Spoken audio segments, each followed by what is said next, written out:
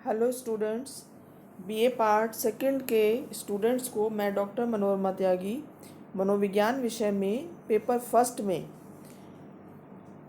Chapter पढ़ाऊंगी जिसका नाम है मनोविचलन के कारण।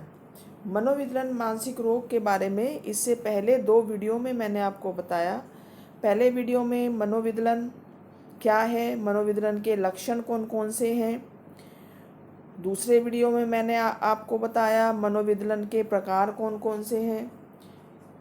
इस वीडियो में मैं आपको बताऊंगी मनोविचलन के कारण कौन कौन से हैं।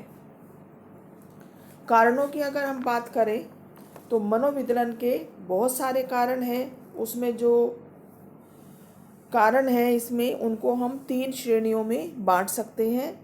सबसे पहला है जैविक कारण। जैविक कारण में जो सबसे पहला कारण है वो है वंशानुक्रम। बहुत सारे अध्ययन द्वारा ये स्पष्ट हो चुका है कि वंशानुक्रम मनोविचलन रोग के लिए मुख्य रूप से उत्तरदायी है और इस तथ्य की पुष्टि जुड़वा बच्चों के अध्ययन पर की गई है, क्योंकि जुड़वा बच्चों में समान जीन्स पाए जाते हैं। इस संदर्भ में कोलमैन ने 1000 से अधिक मनोविचलन के रोगियों के परिवारों का अध्ययन किया और यह देखा कि अगर माँ बाप में से किसी एक में इस रोग के लक्षण हैं तो उसके बच्चों में भी मनोविचलन की घटनाएं देखी गई हैं और जो कि 16.4% हो सकती हैं। अगर माँ बाप दोनों इस रोग से पीड़ित हैं तो उनके बच्चों में इस रोग से ग्रसित होने की संभावना 68% रहती है। इसी तरह से जो दूसरा जो जैविक कारण है वो है हमारा केंद्रीय तंत्रिका तंत्र, केंद्रीय स्नायु मंडल। अनेक विद्वानों ने मनोविचलन रोग का कारण केंद्रीय स्नायु मंडल को माना है। कुछ मनोवैज्ञानिक इस रोग का अन्य कारण दिल का छोटा होना, नलिका विहीन ग्रंथियों को मानते हैं, परंतु इस संबंध में अभी कोई स्पष्ट रूप से बहुत अधिक अध्ययन नहीं हुए हैं जिससे इसके बारे में पता चल सके। तीसरा जो जैविक कारण है वो है जैव रासायनिक कारण। जैव रासायनिक कारण, यदि किसी व्यक्ति के शरीर में कुछ रसायन पहुंचा दिए जाएं तो अनेक लक्षण मनोविचलन के उत्पन्न हो जाते हैं, जैसे विचार प्रक्रिया का असंतुलन होना। यह भी देखा गया है कि दबावपूर्ण परिस्थितियों में व्यक्ति के अंदर एक प्रकार का रसायन उत्पन्न होता है जो व्यक्ति में भ्रम के लक्षण उत्पन्न करता है। तो जैव रासायनिक कारण जो हैं वो बहुत ही इम्पोर्टेंट महत्वपूर्ण कारण माने जा सकते हैं। बहुत से रासायनिक खादों का प्रयोग कृषि में किया जाता है, उसका भी असर व्यक्ति के भोजन के माध्यम से उसमें मनोविचलन के रोग उत्पन्न कर सकता है। तो ये कुछ थे जैविक कारण। उसके बाद जो अगला कारण है वो है मनोवैज्ञानिक कारण। मनोवैज्ञानिक कारणों में सबसे पहला है व्याधीय पारिवारिक प्रारूप। कुछ पैथोलॉजिकल फैमिली, कुछ परिवार का ढांचा ऐसा होता है जो कि दोषपूर्ण होता है और इसको व्याधीय पारिवारिक प्रारूप कह सकते हैं। परिवार के दूषित वातावरण से इसका तात्पर्य है।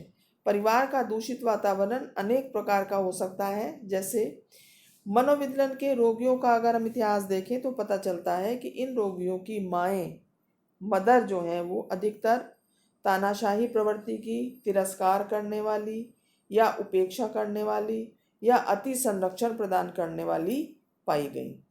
तो इस तरह के जो परिवार होते हैं वो एक पैथोलॉजिकल फैमिली उनको हम कह सकते हैं। मतलब उनका जो पूरा सेटअप है परिवार का, उसमें कहीं ना कुछ कमी होती है। दूसरा जो मनोवैज्ञानिक कारण है वो है दोषपूर्ण वैवाहिक संबंध। एक मनोवैज्ञानिक ने 14 परिवारों का अध्ययन किया जिनकी संतान मनोविकलन से पीड़ित थी। तो अध्ययन में उन्होंने पाया कि एक भी परिवार ऐसा नहीं था जो संगठित खुशहाल हो और जहां पति पत्नी के आपस में संबंध मधुर हो। तो ये दोषपूर्ण वैवाहिक संबंध मनोवैज्ञानिक कारणों के अंतर्गत आ गया। अगला जो मनोवैज्ञानिक कारण है वो है दोषपूर्ण अधिगम प्रक्रिया। अधिगम प्रक्रिया से मतलब है कि व्यक्ति समाज में रहकर बहुत सारे व्यवहार सीखता है, अधिगम करता है। अधिकतर असामान्य व्यवहार का कारण इसी दोषपूर्ण अधिगम प्रक्रिया को माना गया है। इसमें दोषपूर्ण समायोजन परिवार में और बाहरी संसार में व्यक्ति के अनेक आघातपूर्ण अनुभव आदि शामिल होते हैं। अपने पूर्व अनुभवों के कारण कुछ विशेष परिस्थितियों को व्यक्ति खतरनाक और आक्रामक समझता है और उनके प्रति उसके मन में एक भय बैठ जाता है। यह भय और चिंता उसके व्यवहार को प्रभावित करता है। इस दोषपूर्ण अधिगम की शुरुआत देखा गया है कि परिवार में व्याधीय पैतृक प्रारूप से होती है। व्याधीय पैतृक प्रारूप से मतलब है कि जिनमें जो परिवार का मुखिया है, जो पिता है, उसके व्यक्तित्व में कोई ना कोई इस तरह की कमी होती है। इस दोषपूर्ण अधिगम के परिणाम स्वरूप व्यक्ति का आत्मसंगठन भी दोषपूर्ण हो जाता है। वह आत्म मूल्यांकन नहीं कर पाता है। उसके अंदर अधूरेपन की, असुरक्षा की भावना भर जाती है और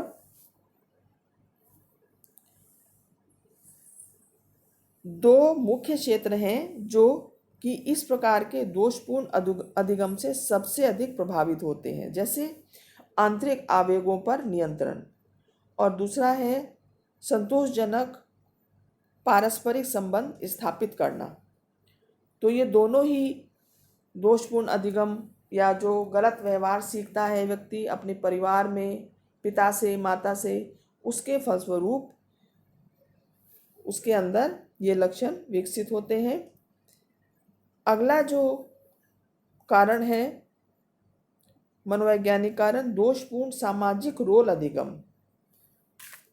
रोल अधिगम वो सीखना है जिसमें एक व्यक्ति अपने समान स्तर वाले व्यक्ति के समान व्यवहार करना सीखता है और उससे संबंधित कुछ अभिवृत्तियां, कौशल, प्रविधियां भी सीखता है।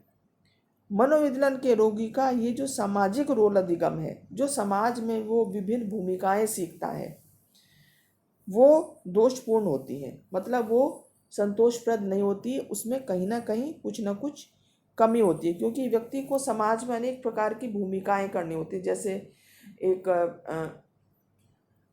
पुत्र के रूप में, पिता के रूप में, एक एम्प्लॉयर के रूप में। तो इस तरह के जो सामाजिक रोल होते हैं उनको सीखने में पूरी तरह से ये लोग सफल नहीं होते। अगला जो कारण है वो है मानसिक संघर्ष।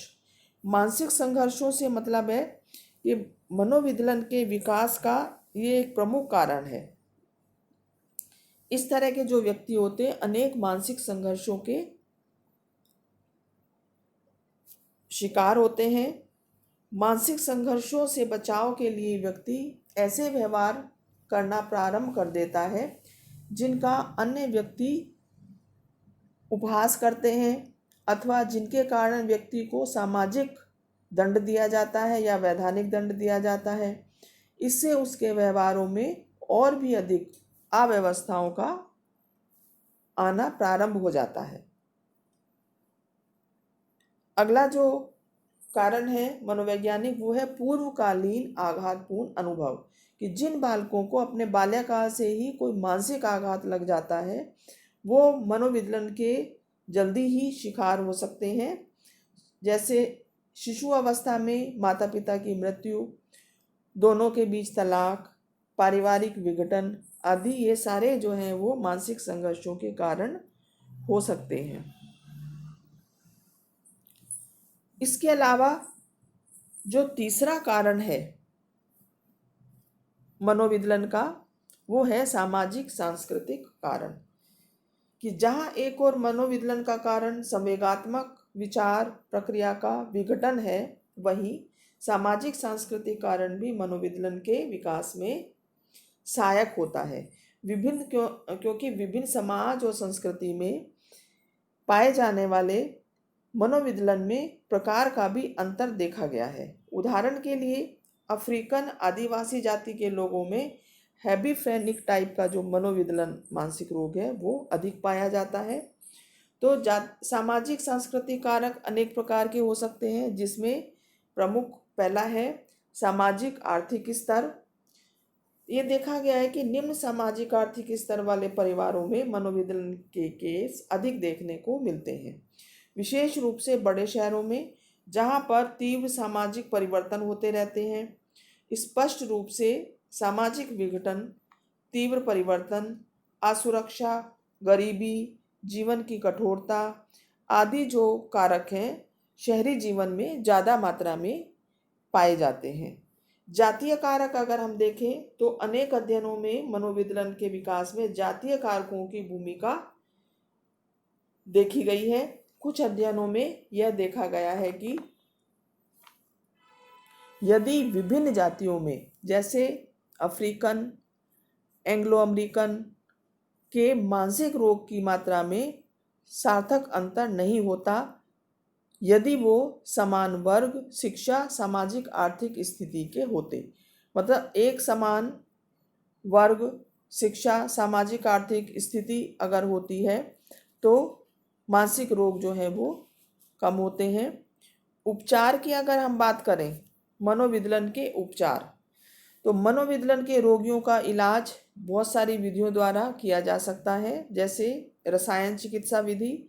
इसमें कुछ रसायनों का प्रयोग करके व्यक्ति का इलाज किया जाता है, कुछ दवाइयाँ दी जाती हैं। समूह चिकित्सा पद्धति, ग्रुप में, समूह में रोगी को कुछ व्यवहार प्रतिमान सिखाए जाते हैं। आघात चिकित्सा पद्धति, इलेक्ट्रिक शॉक, जिसमें जो गंभीर रोगी होते हैं उन पर ये चिकित्सा पद्धति से इलाज किया जाता है। मनोविदलन के उपचार के लिए वातावरण परिवर्तन और मनोरंजन के साधनों का भी उपयोग बहुत लाभप्रद सिद्ध हुआ है। मनोरंजन चिकित्सा द्वारा रोगी को संवेगात्मक अभिव्यक्ति के अवसर देकर उसकी दमित इच्छाओं को बाहर लाने का प्रयास किया जाता है।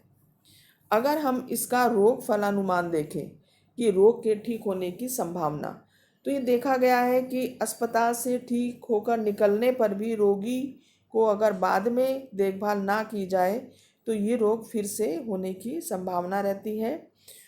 और बाद की जो देखभाल है घर पर ठीक प्रकार से कई बार नहीं हो पाती। इसके लिए बहुत सारे सामुदायिक केंद्र भी बने हुए हैं। इन केंद्रों में सामाजिक चिकित्सा पद्धति द्वारा व्यक्ति को और अधिक सामाजिक और समायोजित बनाने का प्रयास किया जाता है और इसके लिए अनेक प्रकार के प्रोग्राम किए जाते हैं, जैसे नृत्य, नाटक, कोई व्यवसाय का प्रशिक्षण आदि।